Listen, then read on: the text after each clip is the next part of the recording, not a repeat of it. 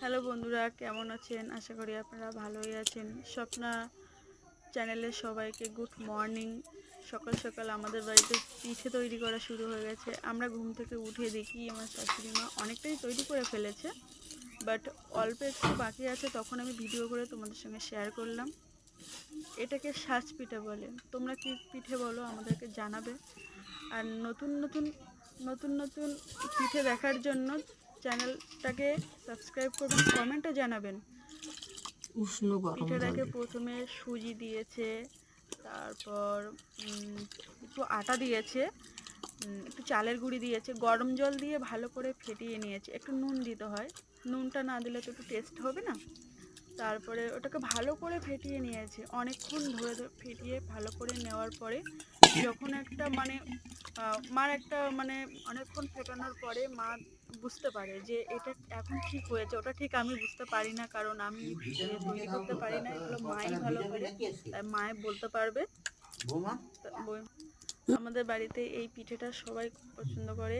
আমার সোনা খেতে ভালোবাসে, আমাদের বাড়ির সবাই খুব পছন্দ।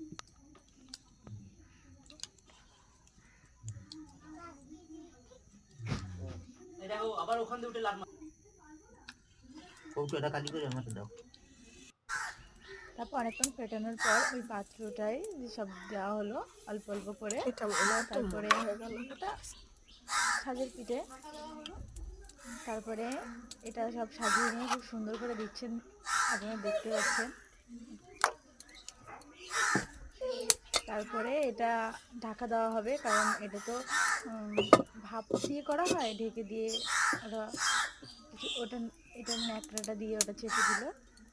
খুবই সুন্দর এই পিঠেটা। যদিও অনেকে গুড় দিয়ে খায়, অনেকে তরকারি দিয়ে খায়, যার যেটা পছন্দ সে সেটা দিয়েই খায়। আমাদের বাড়িতে তো গুড় দিয়ে খায়। আপনারা জানাবেন আপনারা কে কে এইটা করেন পিঠেটা বা কী দিয়ে খান, কমেন্টে জানাবেন। অনেকটাই ভাপ হয়ে গেছে, এবারে পিঠেটা এবার কাস্তে দিয়ে আস্তে আস্তে করে তোলা হবে। তারপরে আমরা তো খাওয়ার জন্য বসেই আছি।